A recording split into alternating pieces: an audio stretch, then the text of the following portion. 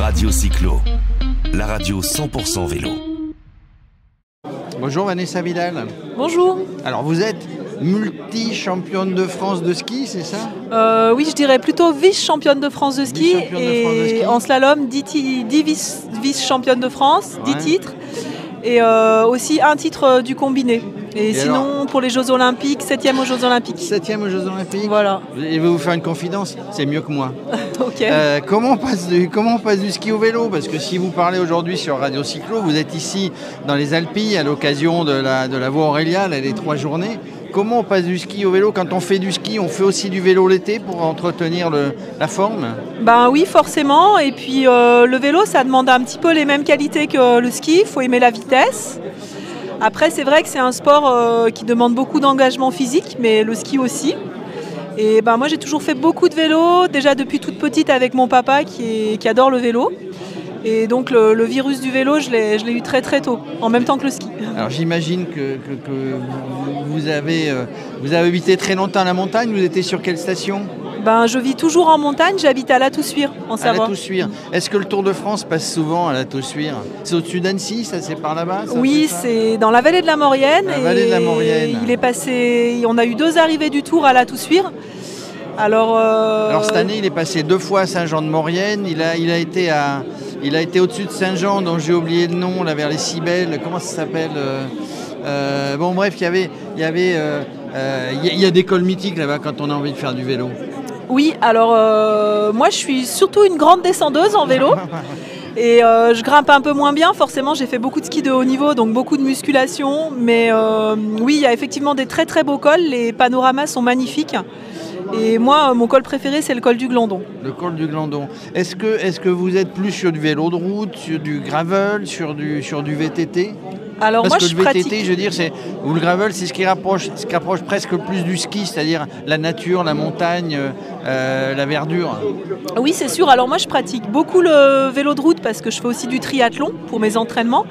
Mais après, l'été, quand la canicule s'installe, j'adore arpenter les chemins de montagne, les petits sentiers aussi. Et alors là, c'est surtout, comme c'est très très raide chez moi, en VTT électrique que ça se passe parce que j'aime beaucoup.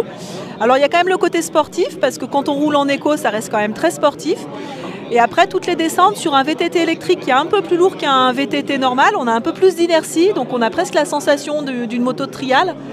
Et moi j'aime beaucoup aussi le VTT et là j'espère découvrir à l'occasion de la Voie Aurélia le gravel que j'ai jamais testé. Donc sur le gravel c'est assez sympa, hein. Vous savez ce que c'est, on passe sur tous les chemins, on passe sur de la route, on passe au milieu des vignes. Je pense qu'il va y avoir là sur cette Voie Aurélia des très beaux parcours, il y en a 9 je crois qui ont été pensés, des magnifiques parcours pour découvrir un petit peu les Alpilles.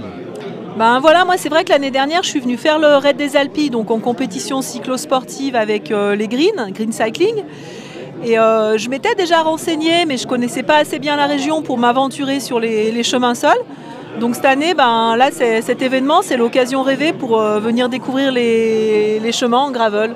Voilà, vous allez voir, si vous n'avez jamais fait, c'est magnifique. Et puis voilà, c'est en montagne, c'est ce qui remplace un petit peu le VTT, parce que le VTT c'est souvent de la descente à fond. Le gravel c'est un bon compromis entre les deux et je suis sûr que vous allez apprécier. Et à La Toussuire, bientôt il y a un club de gravel. Ouais, c'est sûr. Vous allez monter, hein? Oui, après ça va être très sportif le gravel à La Toussuire.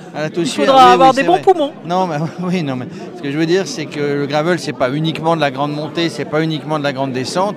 On est sur des chemins intermédiaires et à la montagne, on trouve assez facilement des chemins intermédiaires quand même. Oui, il y a possibilité, peut-être un peu plus en Haute-Maurienne sur le chemin du Petit Bonheur, qui est un très très joli chemin.